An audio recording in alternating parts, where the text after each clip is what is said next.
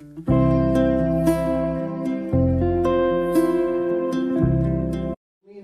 भगवान की जय, द्वारकाधीश भगवान की जय। जय जय श्री राधे।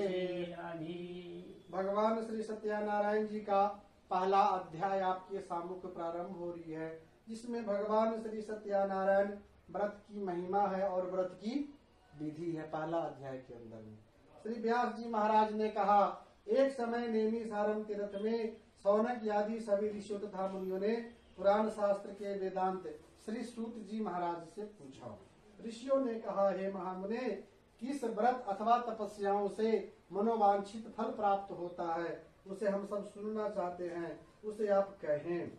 तो श्री सूत जी महाराज जो है, इसी प्रकार देवर्षि नारद जी के द्वारा भी पूछे जाने पर भगवान कमलापति ने उनसे जैसा कहा था उसे कह रहा हूँ, आप लोग सावधान होकर सुने। एक समय जोगी नारद जी लोगों की कल्याण की कामना से विविध लोक में भ्रमण करते हुए स्मृत लोक में आए। कौन आए? नारद जी महाराज।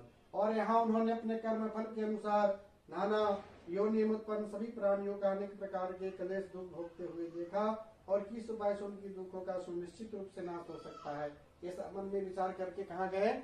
विष्णु लोक में गए श्री नारद जी महाराज। वहां देख रहे चार भुजाओं वाले भगवान जी के चार हाथ है। एक हाथ में जो है शंख है, दूसरी हाथ में सुदर्शन चक्र है और एक हाथ में गदा है, पद्म है और वनमाला से विभूषित शुक्ल वर्ण भगवान है, श्याम वर्ण है। और कर्म फल के अनुसार जो है उन्होंने दुखों का सुनिश्चित रूप से नाश हो सकता है, ऐसा मन में विचार करके विष्णु लोक में गए नारद जी महाराज। दर्शन करे नारद जी महाराज और नारद जी महाराज बोले, हे वाणी और मन से परे स्वरूप वाले अनंत शक्ति संपन्न आदि मध्य और अनंत से रहित निर्गुण और सकल कल्याणमय गुण गुणों से संपन्न स्थावर जगदात्मक निखिल सृष्टि प्रपंच के कारण होता भक्तों को पीड़ा नष्ट कर देने वाले हे परमात्मा, आपको मेरा नमस्कार है। नारद जी महाराज अपने पुष्प भगवान के श्री चरणों में रखे और भगवान जी कहते हैं नारद जी महाराज से कि हे महाभाग, आप किस प्रयोजन से मेरे पास आए हैं, आपके मन में क्या है कहिए, वह सब कुछ मैं आपको बताऊंगा। भगवान जी अब कह रहे हैं नारद जी महाराज से। तो नारद जी महाराज बोले प्रभु से कि हे भगवान, इस मृत लोक में अपने पाप कर्मों के द्वारा विभिन्न जन्म में उत्पन्न सभी लोग बहुत प्रकार के कलेशों से दुखी हो रहे हैं। हे नाथ, किस लघु उपाय से उनके कष्टों का निवारण हो सकेगा? यदि आपकी मेरी ऊपर कृपा हो तो मैं सब सुनना चाहता हूँ, उससे आप बताएं। मतलब इस भूलोक में जो है हर प्राणी को कुछ न कुछ लगा ही रहता है, मतलब छुटकारा किसी को भी नहीं है। राजा हो, रंग हो, किसी को भी हो। आप प्रधानमंत्री को ही देख लीजिए, एक इलेक्शन करा दिया फिर दूसरे ऊपर चढ़ जाता है।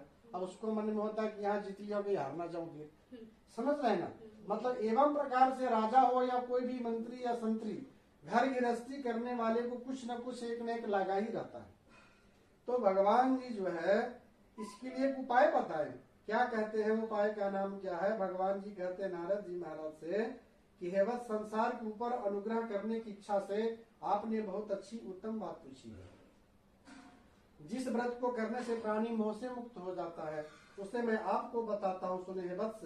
स्वर्ग एवं मृत लोक में दुर्लभ भगवान श्री सत्यानारायण का एक महान पुण्यप्रद व्रत है। उस व्रत का नाम क्या है? श्री सत्यानारायण व्रत कथा।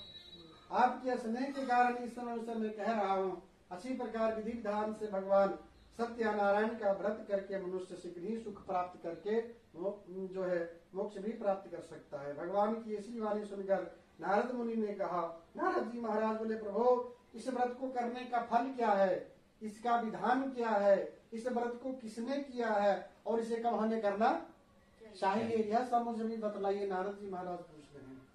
भगवान जी कहते हैं नारद जी महाराज से कि यह सत्यानारायण का व्रत है, सर्वप्रथम दुख शोक आदि का शमन कर देने वाला, जितने भी तकलीफ है वो सबको दूर करने वाला, धन धान की वृद्धि करने वाला, सौभाग्य एवं संतान देने वाला तथा सर्वत्र विजयश्री प्राप्त कराने वाला। जो प्राणी इस कथा को करेगा उसको इतनी फल की प्राप्ति भगवान देंगे, विजयश्री भी प्राप्त करेगा।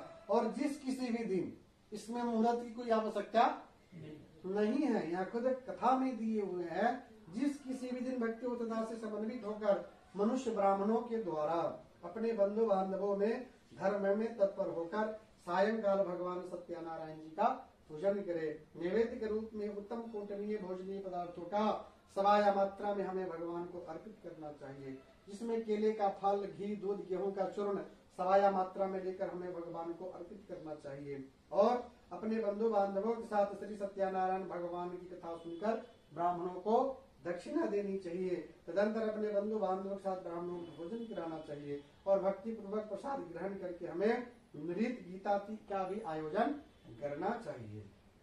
तदंतर भगवान सत्यनारायण जी का स्मरण करते हुए अपने घर को जाना चाहिए। ऐसा करने से मनुष्य की सारी अभिलाषाएं पूर्ण होती है। विशेष रूप से इस कलयुग में, इस पृथ्वी लोक में सबसे छोटा सा एक उपाय है। इस प्रकार श्री स्कंद पुराणे रेवाखंड श्री सत्यनारायण व्रत कथायाम प्रथमो अध्याय संपूर्ण हुआ। एक बार बोलो श्री सत्यनारायण भगवान की जय, विष्णु भगवान की जय, द्वारिकाधीश भगवान की जय। जय जय श्री राधे। ये था पहला अध्याय का वर्णन, जिसमें व्रत की महिमा और व्रत की विधि है। पहला अध्याय में जो आप सुने। अब दूसरा अध्याय में क्या रहेगा? निर्धन ब्राह्मण और एक काष्ठ कथा की कथा है। काष्ठ बोले तो जो लकड़ी का जो कार्य करता है ना, तो उसको हाँ, और ब्राह्मण के बीच की ये सत्संग है। इसमें क्या कहते हैं सुत जी महाराज कि हे जो अब मैं पुनः पूर्व काल में जिसने भगवान श्री सत्यनारायण को व्रत को किया था, उसे भली भांति विस्तार पूर्वक करूंगा। रमणीय काशी नामक नगर में कोई निर्धन ब्राह्मण रहता था।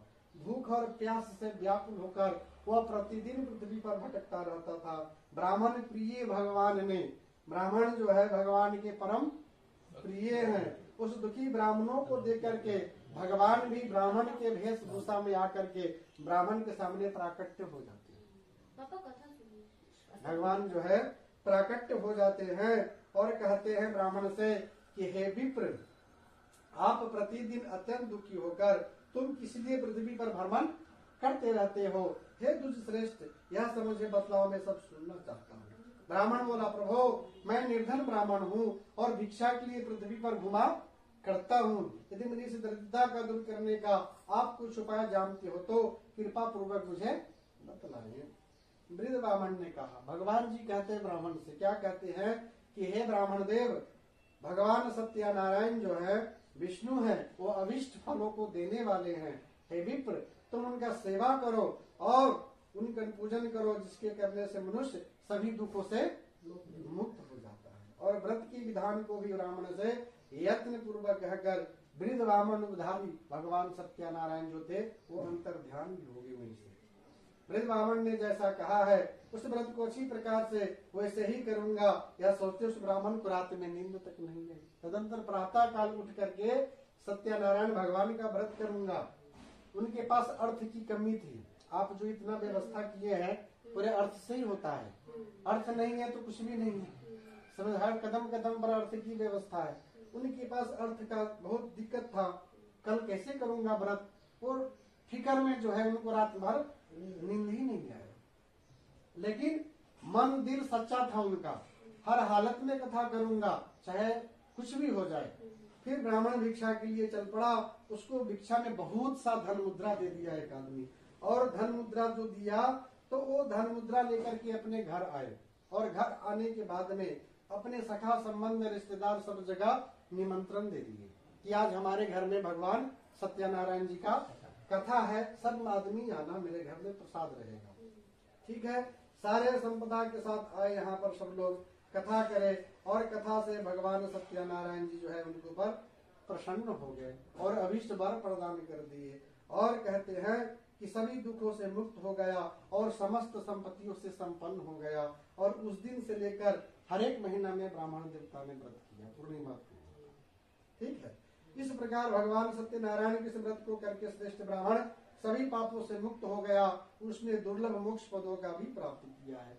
मतलब इस सृष्टि में सर्वप्रथम कथा ब्राह्मण से ही स्टार्ट हुआ है।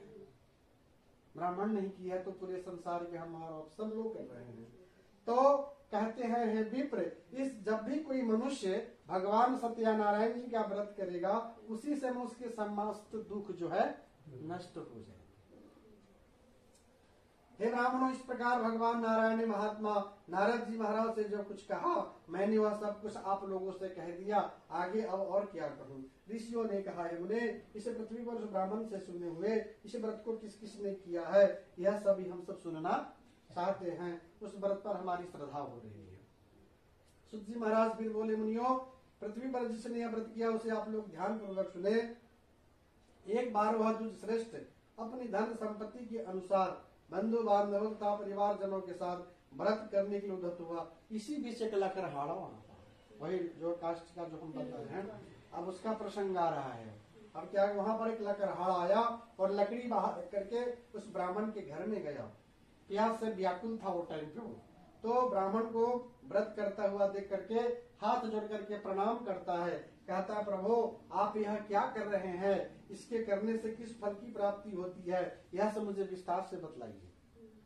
अब जो है विप्र ने कहा, मतलब भगवान ब्राह्मण ने कहते हैं उनको कि यह भगवान सत्यानारायण जी का व्रत है जो सभी मनोरथों का प्रदान करने वाला है, लकड़हाड़ा से कहते हैं, और उन्हीं की कृपा से मुझे महान धन धान्य आदि प्राप्त हुआ है। जल पीकर और प्रसाद ग्रहण करके नगर की ओर चला गया और मन में विचरते रहा कि आज मुझे भी जो लकड़ी बेचने से जो धन मुद्रा की प्राप्ति होगी उसी धन धान से मैं भी भगवान नारायण का व्रत करूंगा। मन में और ठान लिया और लकड़ी जो है मस्तक पे रख लिया और सुंदर नगर में गया जहाँ धन संपन्न रहा करते थे। उस दिन उसने लकड़ी का डबल मुद्रा प्राप्त किया और तदंतर प्रसन्न हो गया। हृदय होकर रास्ते से पक्के हुए केले का फल, शक्कर, घी, दूध, गेहूं का चूर्ण सवाया मात्रा में लेकर अपने घर आया और तत्पश्चात अपने बंधु बांधवों को बुला करके विधि विधान से भगवान सत्यानारायण जी का व्रत किया और उस व्रत के प्रभाव से लकड़हाड़ा धन और पुत्र से संपन्न हो गए। और उस दिन जो है इस लोक में अनेक सुखों का उपभोग कर अंत में सतपुराणी वैकुंठ लोक को प्राप्त हुआ। इस प्रकार श्री स्कंद पुराणे रेवा खंडे श्री सत्यानारायण व्रत कथायाम द्वितीय अध्याय संपूर्ण हुआ। एक बार बोलो लक्ष्मी नारायण भगवान की, श्री वृंदावन बिहारी लाल की, श्री कृष्ण गोविंद भगवान की जय। जय जय श्री राधे। अब जो है राजा उनका मुख, साधु बनिक एवं लीलावती और कलावती की कथा रहेगा। ये तृतीय अध्याय का वाच है। श्री सुत जी महाराज बोले कि हे श्रेष्ठ मुनियों, अब मैं पुनः आगे की कथा कहूंगा, आप लोग ध्यान पूर्वक सुने। प्राचीन काल में उल्का मुख नाम का एक राजा था। वो राजा का नाम क्या था? उल्का मुख। वो राजा जो था जितेंद्रिय, सत्यवादी, अत्यंत बुद्धिमान राजा था। वह राजा जो है विद्वान था और प्रतिदिन देवालय जाता था, ब्राह्मणों को धन देकर संतुष्ट किया करता था। कमल के समान मुख वाली उसकी धर्म पत्नी जो है शील, विनय एवं सौंदर्य आदि गुणों से संपन्न और पति परायण थी। राजा एक दिन अपनी धर्म पत्नी के साथ भद्रशिला नदी के तट पर भगवान सत्यानारायण जी का व्रत कर रहा था। उसी समय व्यापार के लिए अनेक प्रकार की पुष्कर धनराशि से संपन्न एक साधु बनिक वहां पे आया। कहाँ पे आया? भद्रशिला नदी के तट पर। नाव को स्थापित करके राजा के समीप में जाता है। राजाओं को व्रत में दीक्षित देकर विनय पूर्वक पूछने लगा। साधु ने कहा, राजन आप भक्ति युक्त चित्त से यह क्या कर रहे हैं? कृपया मुझे बताएं, इस समय मैं सब सुनना चाहता हूँ। राजा बोले, साधो पुत्र आदि की प्राप्ति की कामना से अपने बंधु बांधवों के साथ मैं अतुल यशस्वीवान भगवान विष्णु का पूजन कर रहा हूँ। और राजा की बात सुनकर साधु ने आदर पूर्वक कहा, क्या कहते हैं कि हे राजन, इस विषय में मुझे सब कुछ विस्तार से बतलाएं। आपके कथनानुसार मैं भी व्रत एवं पूजन करूंगा। मुझे भी संतति नहीं है, इससे अवश्य संतति प्राप्ति होगी। ऐसा विचार करके व्यापार से निवृत्त होकर आनंद पूर्वक अपने घर आया और उसने अपनी भार्या से संतति प्रदान करने वाले सत्य व्रत को विस्तार से बताया। कहता, जब भी मुझे संतति की प्राप्ति होगी तब मैं सत्य व्रत को करूंगा।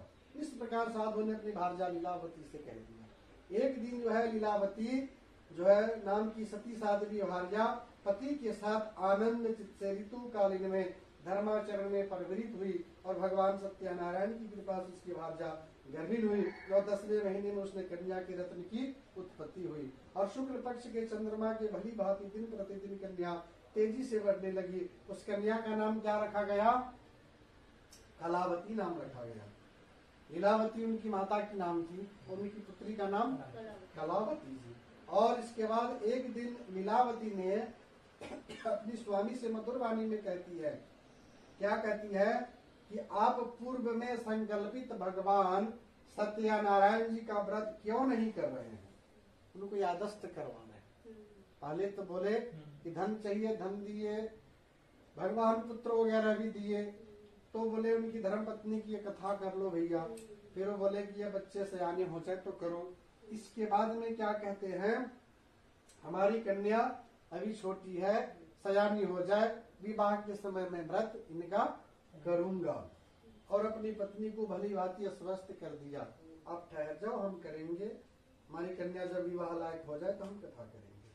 तदंतर धर्मज्ञ जो है साधु ने सखियों के साथ क्रीड़ा करती हुई अपनी कन्याओं को विवाह योग देकर आपस में मंत्रणा करके कन्या के विवाह की श्रेष्ठ वर का अन्वेषण करो।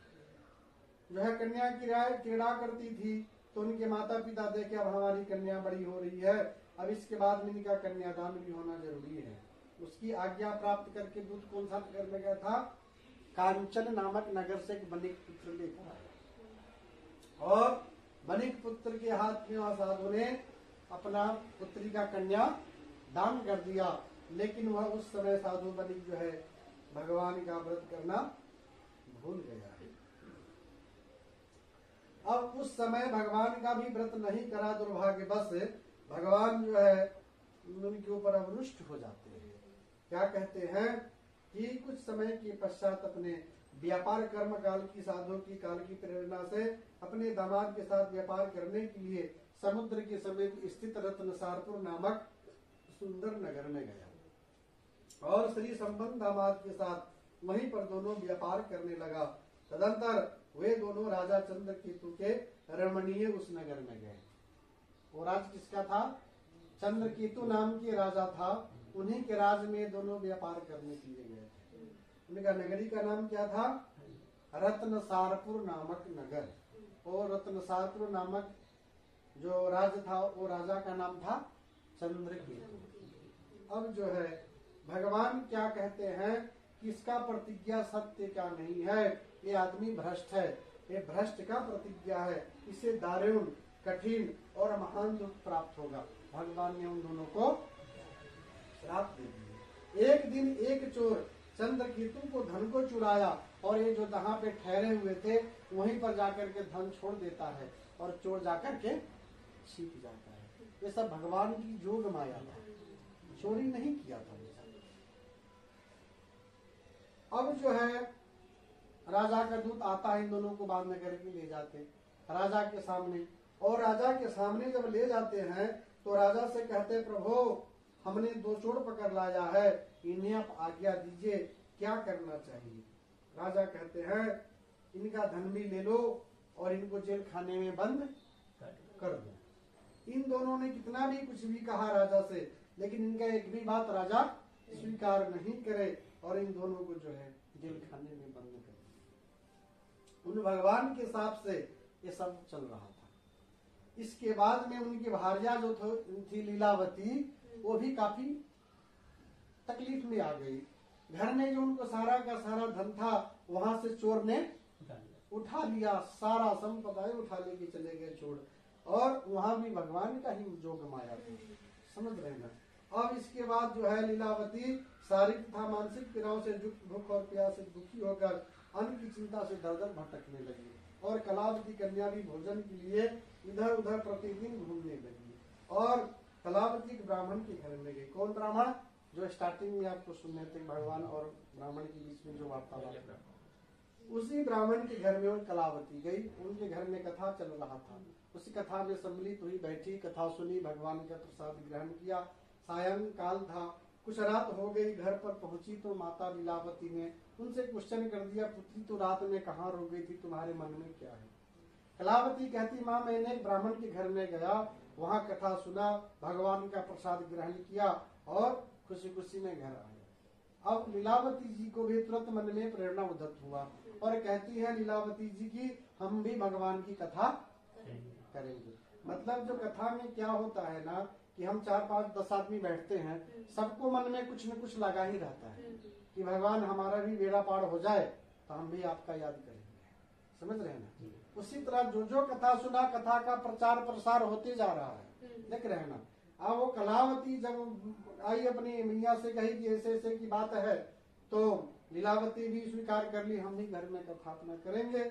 और कथा की है, भगवान से प्रार्थना की, प्रभु आप हमारे पति और जामाता की अपराध को क्षमा कर दीजिए, वो दोनों शीघ्र घर वापिस आ जाए। भगवान की कृपा था, भगवान प्रसन्न हो गए, आशीर्वाद दे दिए उनको। अब भगवान कहते हैं प्रातः काल जाकर के चंद्रकेतु को स्वप्न दिखाते हैं। क्या कहते हैं कि हे नृप श्रेष्ठ, प्रातः काल उन दोनों बनी को तुम छोड़ दो और उनका सारा धन भी दे दो जो तुमने उससे उस समय ले लिया था, अन्यथा अगर ऐसा नहीं किया तो राजधन एवं पुत्र सहित तुम्हारा सर्वनाश कर दूंगा। भगवान स्वप्न में जाकर के चंद्रकेतु को स्वयं दिखाते हैं। राजा घबरा उठा, राजा स्वप्न में ऐसा देख करके जो है भगवान जी पर अंतर ध्यान हो जाते हैं। इसके अंदर प्रातः काल राजा ने अपने सभासदों के साथ सभा के मध्य में बैठकर अपना स्वप्न सभी लोगों को बताया है। कहा दोनों बंदी बनी पुत्र को शीघ्र ही मुक्त कर दो। राजा की ऐसी बात सुनकर राजपुरुष दोनों महाजनों को बंधन मुक्त करके राजा के सामने लाकर विनय पूर्वक बोले, महाराज बेड़ी बंधन से मुक्त करके दोनों बने पुत्र आपके सम्मुख लाए गए हैं। इसके बाद दोनों महाजन बनी पुत्र निर्भय चंद्रकेतु को प्रणाम करके अपने पूर्व वृतांत का स्मरण करते हुए भय से विहल हो गए और कुछ भी न बोल सके। राजा ने बनी पुत्रों को देखकर आदर पूर्वक कहा कि आप लोगों को प्रारब्ध भवश या महान दुख प्राप्त हुआ, अब इस समय कोई भय करने की बात नहीं है। ऐसा कहकर उनकी बेड़ी खुलवाकर छौर कर्म आदि करवाया। राजा ने वस्त्र अलंकार देकर उन दोनों बनिक पुत्र को संतुष्ट किया तथा मान सम्मान के साथ उनको आदर सहित वहां से विदा किए राजा। और ये दोनों हाथ जोड़ करके राजा को प्रणाम करते हैं और कहते हैं कि मैं आपकी कृपा से प्रभु मैं जा रहा हूँ। ऐसा कहकर दोनों वो प्रस्थान किया। इस प्रकार श्री स्कंद पुराणे रेवा खंडे श्री सत्यनारायण व्रत कथायाम 3य अध्याय संपूर्ण हुआ। जय बोलो श्री सत्यनारायण भगवान की जय, श्री राजा रामचंद्र भगवान की जय, लक्ष्मी नारायण भगवान की जय। अब 3य अध्याय कंप्लीट हुआ। अब अपने को चलना है 4थो अध्याय पे। 4थो अध्याय में क्या कहते हैं? असत्य भाषण तथा भगवान की प्रसाद का अवहेलना का परिणाम। मतलब हमें अपने जीवन में झूठ नहीं बोलना चाहिए, शास्त्र कहता है, और प्रसाद का कभी भी अपमान नहीं होना चाहिए। चाहे कोई भी व्यक्ति हो, प्रसाद अगर लेकर आता है तो वहां आदमी का सिर झुक जाता है कि भगवान का प्रसाद है, लाओ भाई प्रसाद ग्रहण कर लेता है। थोड़े लोग क्या करते हैं कि प्रसाद रख दो टेबल पे, कुर्सी पे, अभी खा लो, जब भी खा लो, तब भी खा लो, तो खाते नहीं, गिर जाता, झाड़ू पोछा के साथ बाहर चल जाता, मतलब प्रसाद का अपमान हो जाता है। इसलिए भगवान तिरस्कार हो जाते, नाराज हो जाते हैं कि प्रसाद के साथ अवहेलना किया है। और प्राणी को झूठ भी नहीं बोलना चाहिए। और झूठ ना, अभी की इंसान क्या कहता है कि झूठ ना बोलो तो पेट ना भरे। अभी क्या बोलते हैं? झूठ ना बोलो तो पेट ना भरे। और जब से फोन आ गया तो ज्यादा ही झूठ हो गया। समझ रहे हैं ना? पहले तो चिट्ठी पत्री से काम चलता था, लेकिन अब तो बहुत ज्यादा ही झूठ हो गया। समय की बात है। श्री सुत जी महाराज बोले, साधु बनी के मंगल आचरण करके ब्राह्मणों को धन देकर नगर के लिए चल पड़ा। और साधु के कुछ दूर जाने पर भगवान सत्यनारायण की उसकी सत्यता की परीक्षा के विषय में जिज्ञासा, साधु तुम्हारी नाव में क्या भरा है? तब धन के मद में चूर दोनों महाजनों ने अवहेलना पूर्वक हंसते हुए कहा कि दंडी क्यों पूछ रहे हो? क्या कुछ द्रव्य लेने की इच्छा है क्या? हमारी नाव में तो लता और पत्ती है। अब इसमें चरणामृत है, अगर इसमें बोल दे कि चरणामृत नहीं है, चावल है, तो झूठी हो गया ना। नाव में तो था पूरा हीरा मोती जवाहरात सोना चांदी से भरा था। और वो हंसते हुए कहते, क्या क्या इसमें कुछ लेने का है क्या? इसमें कुछ भी नहीं है, लत्ता और पत्ते आदि भरे हैं। क्या कहते हैं दंडी, तुम्हारी बात जो है सत्य हो जाए, कि तुम जो अपनी मुखार बिंद से बात बोला है वही बात सत्य हो जाए। और दंडी के चले जाने पर नित्य क्रिया करने के पश्चात उतराई हुई जल में ऊपर पीढ़ी नौकाओं को देखकर बनिक जो अत्यंत आश्चर्य में पड़ गया। नाव में लत्ता और पत्ती आदि देखकर मूर्छित होकर पृथ्वी पर गिर पड़ा है। और सचेत होने पर बनिक पुत्र चिंतित हो गया। तब उसके दामाद ने इस प्रकार कहा, आप शोक क्यों करते हैं? दंडी ने तो आपको श्राप दे दिया, चाहे स्थिति में वो सब कुछ कर सकते हैं, इसमें संशय नहीं। अतः उन्हीं के शरण में हमें चलना चाहिए, वही मन की इच्छा पूर्ण होगी। दामाद जामाता की बात सुनकर साधु बनी के पास गया, उन्हें भक्ति भाव से प्रणाम किया और आदर पूर्वक कहते, प्रभु आपके सम्मुख मैंने जो कुछ कहा वह असत्य भाषण स्वरूप मैंने अपराध किया है, आप मेरे उस अपराधों को क्षमा करें। मैं तो झूठ बोला था वो तो द्वापर त्रेता सतयुग में झूठ को भी अपराधी लोग मानते थे कि ये अपराध किया है। अभी कुछ मानता अपराध? गलत करने के बाद नहीं बोलता मैं तो 100% का सोना ही हूँ, गोल्ड हूँ, मैं 1% भी मिक्स नहीं हूँ मैं। वो तो और ज्यादा ही दबोच के बात करता अभी कि जो दबंग रहते हैं वो चोरी कर भी लेते और क्या बोलते हैं, कौन बोला, कौन देखा। लेकिन उसका कहना गलत है। कैसे गलत है?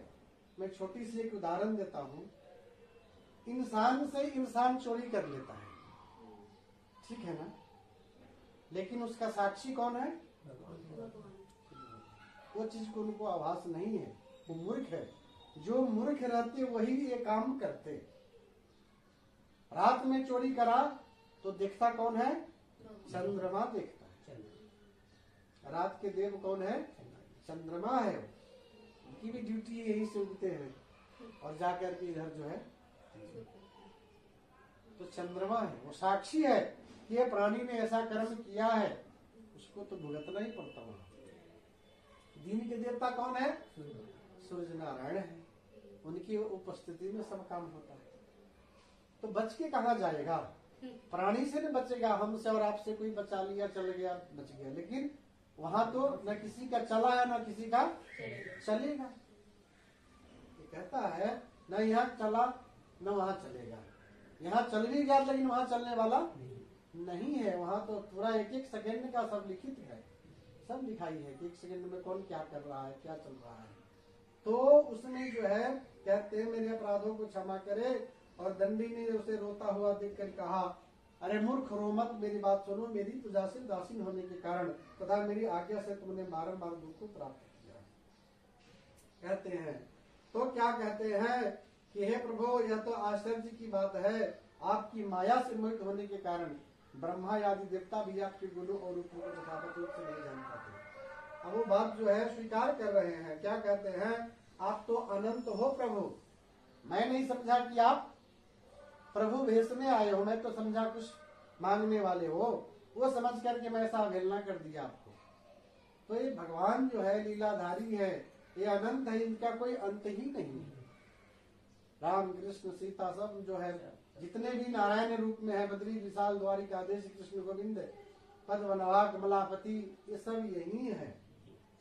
और जब जब भगवान शिव पर भी भारी हुआ तो यही जाकर के समाधान कराए।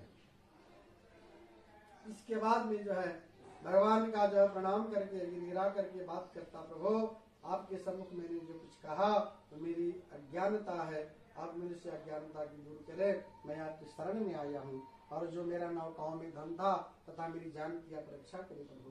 प्रसन्न हो गए भगवान और उन्हें हरि जो है अभीष्ट वर प्रदान करके वहीं पर अंतर ध्यान भी हो गए।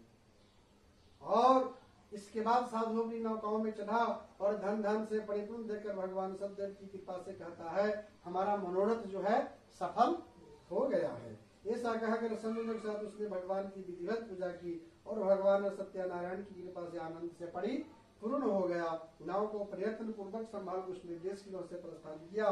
बनिक ने अपने दामाद से कहा, देखो मेरी रत्नपुरी नगरी दिखाई दे रही है। इसके बाद उसने अपने धन के रक्षक दूतों का अपने आगमन का समाचार देने के लिए अग्नि से भेज दिया और तत्पश्चात दूत नगर में से आकर सखियों के हाथ जोड़ कर उनसे कहते हैं कि प्रणाम करके उनकी एक विशिष्ट बात कहा। क्या कहते हैं कि सेठ जी अपने दामाद तथा बंधु वर्गों के साथ बहुत सारे धन धान से संपन्न होकर नगर के निकट पधार चुके हैं। उस समय वो लीलावती जी क्या कर रहे थे? कथा कर रही थी। उसी समय उनको एक दूत जाकर के खुशखबरी सुना दिया कि राजा आ चुके हैं, बहुत धन धान लेकर के आ रहे हैं। अब वो महान आनंद से विहल हो जाती है और साध्वी ने सत्यनारायण भगवान की पूजा करके अपनी पुत्री से कह दिया कि मैं साधु के दर्शन के लिए जा रही हूँ, तुम शीघ्र आओ। माता का ऐसा वचन सुनकर व्रत को समाप्त करके और अपने पति को दर्शन करने के लिए कलावती भी चल पड़ी। भगवान जो है फिर उनको रुष्ट हो गए। उन्होंने उसके पति को तथा नौकाओं के धन के साथ हरण करके वापिस प्रभु जल में डुबो दिया है। इसके बाद कलावती कन्या अपने पति को न देकर महान शोक से रुदन करते पृथ्वी पर गिर पड़ी है। नाव का दर्शन तथा कन्याओं का तंतु देखकर भयभीत मन से साधु ने सोचा, या क्या आश्चर्य हो गया। नाव का संचालन करने वाले सभी के सभी चिंतित हो गए। तदंतर वाली लीलावती भी कन्याओं को देखकर विहल हो गई और अत्यंत दुख से विलाप करते हुए अपने पति से इस प्रकार बोले, अभी अभी नौकाओं के साथ वह दामाद कैसे अलक्षित हो गया। न जाने की इस देवता की उपेक्षा से नौका हरण कर ली गई है, अथवा श्री सत्यनारायण भगवान का महात्म्य कौन जान सकता है। ऐसा कहकर संतनों के साथ उसने विलाप करने लगी और कलावती कन्या गोद में लेकर उसने रोने लगी है। अब जो है कलावती कन्या अपने पति के नष्ट हो जाने पर दुखी हो गई और पति की पादुका लेकर उनका अनुगमन करने के उसने मन में निश्चय किया कि कन्या किस प्रकार के आचरणों को देखकर भार्या सहित धर्म के साधु जो अत्यंत शोक संतप्त हो गया और सोचने लगा, या तो भगवान सत्यनारायण ने दामाद के साथ धन धान से भरी हुई नौकाओं को अपहरण किया है, अथवा हम सभी भगवान सत्यदेव की माया से हम लोग मोहित हो चुके। अपनी धन शक्ति के अनुसार मैं भगवान सत्यनारायण जी का पूजन करूंगा। सभी को बुला कर इस प्रकार कह करके अपनी मन की भावना इच्छा प्रकट की और बारंबार भगवान सत्यदेव को दंडवत प्रणाम किया। इस दिनों का परिपालक भगवान सत्यदेव उनके ऊपर प्रसन्न हो जाते हैं और भक्त वत्सल भगवान ने कृपा पूर्वक कहा कि तुम्हारी कन्या जो है प्रसाद को छोड़ करके अपने पति को देखने चली आई है। निश्चय ही इसी कारण उसका पति जो है अदृश्य हो गया। यदि घर जाकर के भगवान का प्रसाद ग्रहण करके पुनः आए तो हे साधो तुम्हारी पुत्री पति को प्राप्त करेगी, इसमें संशय नहीं। और कलावती भी उसको आकाश मंडल से कानों में वाणी सुनाई दिया और शीघ्र घर गई और उन्हें जाकर जो भगवान का प्रसाद का पान किया है और तब जाकर के यहाँ आते हैं तो अपने पति को दर्शन किया और दर्शन होने के बाद में संतुष्ट हो गया और अपने पिता से कहते अब तो घर चले, सर्वप्रथम हमें भगवान का कथा ही करना है। और पूजन करके धन तथा अपने बंधु बांधवों के साथ अपने घर आया और पूर्णिमा और संक्रांति पर्वों पर भगवान सत्यनारायण का पूजन करते श्लोक में अनेक सुखों का उपभोग करते सत्यानी वैकुंठ लोक को वापिस। इस प्रकार से स्कंद पुराणे रेवा खंडे श्री सत्यनारायण व्रत कथायाम चतुर्थो अध्याय संपूर्ण हुआ। एक बार बोलो श्री सत्यनारायण भगवान की विष्णु भगवान की जय, हरे राम कृष्ण गोविंद भगवान की जय। अब जो है 5वां अध्याय है, इस कथा का आखिरी अध्याय है। हमें बिहार वालों के पास भी कथा करना पड़ता है। वो बोलते हैं पंडित जी आपके पास 7 अध्याय वाला है क्या? बिहार में जो है ना 7 अध्याय वाला है। बनारस से ही भाषा टीका में गया है, चौखम्बा सुर भारती जो प्रिंटेड है ना वहीं से प्रिंट होकर के जाता है 7 अध्याय वाला। अब वहाँ क्वेश्चन में हो जाता है कि 7 क्यों और 5 क्यों। आदमी कोई भी बोलेगा ऐसा क्यों हुआ, 7 क्यों और 5 क्यों। ये जो है गीता प्रेस का है भैया, गोरखपुर का है। 4 वेद 18 पुराण प्रिंट कहाँ से होता है? गोरखपुर गीता प्रेस से होता है, धार्मिक प्रेस है। हाँ, और इतनी सस्ती सस्ती किताब मिलती है वहाँ पर। हमारे जितने भी बड़े बड़े सेठ साहूकार जो लोग हैं वो क्या बोलते हैं कि भैया किताब का दाम मत बढ़ाना, पुस्तक जो भी हो रुपया पैसा पर चलाना और जो हमारी परंपरा से भाव है वही भाव रखना। और उसका तो कहने का मतलब हो जाता है इसका जो लागत है वो लागत का दाम, जो लागत कम से कम है उसका भी दाम तो होना चाहिए, लेकिन उससे भी कम में देता है। क्यों देता है? वो कहते हैं कि उनको गीता प्रेस वाले को पूरे अपने भारतवर्ष के बड़े बड़े लोग जो उनको डोनेट करते हैं पैसा, दाम ना बढ़ाने के लिए, हमारी धर्म की प्रचार प्रसार हो। अगर हम पुस्तकें इतने महंगे कर देंगे, 2,000, 5,000, 1,000, 500, वो छोटे तबके के लोग नहीं खरीद पाएंगे, उनको इस चीज का ज्ञान नहीं हो पाएगा। समझ रहे हैं ना? इसलिए बोले कि भैया जितना से जितना कम दाम हो उतना ही रखो, 1 पैसा कम ही कर दो, लेकिन 1 पैसा बढ़ाना नहीं। उसका जो भरपाई होगा वो हम लोग आपको ऊपर से देते। ये सब होता है वहाँ अपने पूरे भारत पर जितने बड़े बड़े उद्योगपति वाले हैं वो सब जाकर के समझ रहे हैं। तो उसकी एक चीज है वहां पर। तब आप बोलिए कि 5 और 7 कैसे? 5 और 7 कथा 5 ही है, असल कथा 5 ही है। उसमें विद्वानों आचार्यों ने क्या कर दिया कि आंध्रा में तेलंगाना बना दिया, बिहार में झारखंड कर दिया, उत्तर प्रदेश में उत्तराखंड बना दिया। समझ रहे हैं ना? लोकाचार एक ही है। उसी में जो है अपन जो तीसरा अध्याय है वो 51 श्लोक है। समझ रहे हैं ना? वो श्लोक जो है 51 श्लोक है। उसी 51 में 2 भाग बना दिया है। तो एक अध्याय तो बढ़ ही गया ना, अध्याय तो बढ़ गया है। बात सुनने को वही मिलेगा, विश्लेषण कथा उदाहरण सब वही है। फिर चौथा अध्याय में वो 41 श्लोक की कथा है, उसमें भी 2 पार्ट कर दिए। उसमें 2 पार्ट कर दिए थे, उसमें बढ़ गया तो 7 हो गए। आदमी कंफ्यूज हो जाता है। हम देखिए आप ऐसा न बोल रहे हैं कि देश में लाठी भड़वा दीजिएगा 2 ही मिनट में लाठी चलना स्टार्ट हो जाएगा। ऐसा कैसा? आपके बिहार में 7 होता है, हमारा इधर 5 होता है, तो आदमी गुस्सा नाराज न हो जाएगा कि भगवान किसी से कंजूसी नहीं करते, भगवान ऐसा कुछ भी नहीं करते। तो मतलब आचार्य विद्वानों का वो काम था कि एक में 2 भाग और एक में 2 पार्ट कर दिया, वो 2 अध्याय हो गया। बाकी ये जो है बोले 5 का 5 ही रहेगा। तो सिर्फ बिहार प्रदेश में, बिहार में जो मिथिला साइड वाला है ना, मिथिलांचल जो है वो साइड वाला जो पूरा 7 अध्याय का है। और भैया मेरे पास तो 5 अध्याय का मिलेगा। अब अगली बार मैं पता करूंगा, हम मेरे पास भी कोई अगर हो कोई बुक में तो स्टाइल से हम ला लेंगे 7 वाला। हम अगली बार से 7 वाला सुनाएंगे, लेकिन 5 में ही सारा निचोड़ आपको मिलेगा। 5 ही यही है, ऐसा है। तो इसमें क्या कहते हैं? 5वां अध्याय राजा तुगंध्वज और गोप गणों की कथा है। तुगंध्वज नाम के एक राजा था और श्रेष्ठ मुनियों श्री सुत जी महाराज बोले अब इसके बाद दूसरी कथा कहूंगा, आप लोग सुनिए। अपने प्रजा के पालन करने में तत्पर तुगंध्वज नाम का एक राजा था। वो राजा सत्यदेव भगवान का प्रसाद को परित्याग करके बहुत दुख प्राप्त किया। सारे पशुओं को मार करके वट वृक्ष के नीचे आया और उसने देखा कि गोपगण अपने बंधु बांधवों के साथ संतुष्ट होकर भक्ति पूर्वक भगवान सत्यदेव की पूजा कर रहे हैं। राजा यह देखकर अहंकार बसना तो वहां गया, उसने भगवान को प्रणाम भी नहीं किया। इसलिए हमको क्या मिलता है कि हमें कोई पूजा में निमंत्रण दे या न दे, समझ रहे हैं ना, उससे कोई मतलब नहीं है। लेकिन मंत्र ध्वनि, घंटी ध्वनि, कुछ भी आवाज आए मंत्रोच्चार का, तो भगवान का सर झुका करके हमें नमन कर लेना चाहिए कि यहाँ पे कुछ कथा पुराण हो रहा है भाई, चलो भगवान का वैसे मंत्रोच्चारण तो सुनाई दिया मुझे। मंदिर हो, देवालय हो, कहीं हो, सब झुका करके आप जा सकते हैं, ऐसा कुछ भी नहीं है। अगर आपको कोई प्रसाद भी देता है तो प्रसाद को ले लेना चाहिए, उसको अपमान नहीं करेंगे, उसको पहले हम बताए थे। लेकिन वो राजा न वहां गया, वो निमंत्रित किया गया राजा था, वो न वहां गया और उनके पास प्रसाद भी भेजा तो प्रसाद को भी परित्याग कर दिया। अब इसके बाद बहुत तकलीफ उठाना पड़ा उस राजा को। उसके कितने पुत्र थे? 100 पुत्र था, 100 पुत्र था तुगंध्वज नाम के राजा का।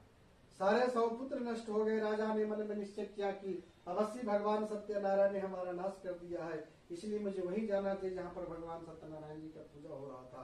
ऐसा मन में विचार करके राजा जो है गोप गणों के समीप में गया, भक्ति भाव से कथा किया और कथा करने के बाद में भगवान उनके ऊपर प्रसन्न हो जाते हैं और प्रसन्न होने के बाद में 100 पुत्र जीवित हो जाते हैं। 100 पुत्र जीवित हो गए और सारे संपदा भगवान उनको वापिस करके दे दिए और सत्य पूरे अंत में वैकुंठ लोक को प्राप्त हुआ तुगंध्वज नाम के राजा। श्री सुत जी महाराज कहते हैं कि जो व्यक्ति परम दुर्लभ भगवान सत्यनारायण को व्रत को करता है और पुण्य तथा फल प्रदानी के भगवान की कथा को भक्ति युक्त होकर कथा को सुनता है, उसे भगवान सत्यनारायण की कृपा से धन धान्य आदि की प्राप्ति होती है। दलित धनवान बन जाता, बंधन में पड़ा हुआ व्यक्ति बंधन से मुक्त हो जाता, डरा हुआ व्यक्ति भय से मुक्त हो जाता। यह सत्य बात, इसमें संशय नहीं। इस लोक में सारे कुछ फलों का भोग प्राप्त करके अंत में वैकुंठ हो जाता। हे ब्राह्मण, इस प्रकार भगवान जो है, मैंने आप लोगों से भगवान सत्यनारायण को व्रत को कहा, जिसके करने से मनुष्य सभी दुखों से मुक्त हो जाता है। और इस कलयुग में तो भगवान सत्यदेव की पूजा विशेष फल प्रदान करने वाली है। भगवान विष्णु को कुछ लोग काल, कुछ लोग सत्य, कोई ईश्वर, कोई सत्यदेव, तथा दूसरे लोग जो सत्यनारायण के नाम से कहेंगे। मतलब भगवान अनंत है, इनका कोई अंत ही नहीं है, कब क्या बन जाए, कब क्या कर दे। तो श्रेष्ठ मुनियों, जो व्यक्ति भगवान सत्यनारायण को कथा को पढ़ता है एवं कथा को सुनता है, भगवान सत्यनारायण की कृपा से उनके सभी पाप जो है नष्ट हो जाते हैं। मुनीश्वरों, पूर्व काल में जिन लोगों ने भगवान सत्यनारायण को व्रत को किया था, उनके अगले जन्म का वृतांत कहता हूँ, आप लोग सुने। महान प्रज्ञान संपन्न सतानंद नाम के ब्राह्मण। अब फिर वही स्टार्टिंग से आएगा, देखिएगा, ध्यान दीजिएगा। क्या कहते हैं? महान प्रज्ञान संपन्न सतानंद नाम के ब्राह्मण। सतानंद जी कौन थे? जो पहला अध्याय में आपको बताया था, ब्राह्मण जो था उनका नाम था सतानंद जी। वो ब्राह्मण सतानंद जी जो है, भगवान राम जी के विवाह में भी पहुंचे हुए थे जनकपुर। समझ रहे हैं ना? सतानंद जी जो है, भगवान राम जी का जब विवाह हुआ है वहां पर भी पहुंचे थे। सतानंद जो है नाम के ब्राह्मण, सत्यनारायण के व्रत करने के प्रभाव से जब शरीर को त्याग दिए हैं, तो दूसरे जन्म में क्या होते हैं? सुदामा जी बन जाते हैं। सुदामा हुए। इस जन्म में इनका सेवा किए, तो इनसे इनका परिचय, और दूसरी जन्म में जो है सुदामा बने। तो भगवान कृष्ण और सुदामा का वर्णन तो सबको मालूम है। तो उसके बाद में जब ब्राह्मण सुदामा नाम के ब्राह्मण हुए, और उस जन्म में भगवान कृष्ण का ध्यान करके उन्होंने मोक्ष प्राप्त कर लिए सुदामा जी। और दूसरा कथा कौन करा? लकड़हारा, जो सतानंद जी के घर में पहुंचे थे। तब वीर गोजों का राजा हो जाता है, और अगले जन्म में उसने भगवान राम की सेवा करके मोक्ष प्राप्त कर लिया। अब जो है लकड़हारा वीर गोजों का राजा होकर के, और उस जन्म में भगवान राम की सेवा करके मोक्ष प्राप्त करा, और महाराज उनका मुख तीसरा अध्याय में, तो उन जो है राजा दशरथ बन जाते हैं। और जिन्होंने रंगनाथ की पूजा करके अंत में वैकुंठ को प्राप्त कर लिए हैं। इसी प्रकार धार्मिक और सत्यव्रती साधु पिछले जन्म के सत्यव्रत के प्रभाव से दूसरे जन्म में क्या होते हैं? मूरध्वज नाम के ही राजा होते। उस जन्म में आर्य से जो है, आर्य से चिरकर अपने पुत्र की आदित्य भगवान विष्णु को अर्पित कर मोक्ष को प्राप्त कर लिया। और महाराज तो गंधर्व जन्मांतर में शंभु मनु होते हैं, रक्त संबंधी संपूर्ण कार्यों का अनुष्ठान करके वैकुंठ लोक को प्राप्त हुए। और जो गोप गम थे, वे सब जन्मांतर में ब्रज मंडल में निवास करने वाले गोप हुए, और सारे राक्षसों का संहार करके उन्होंने भगवान शाश्वत गुणों का प्राप्त किया है।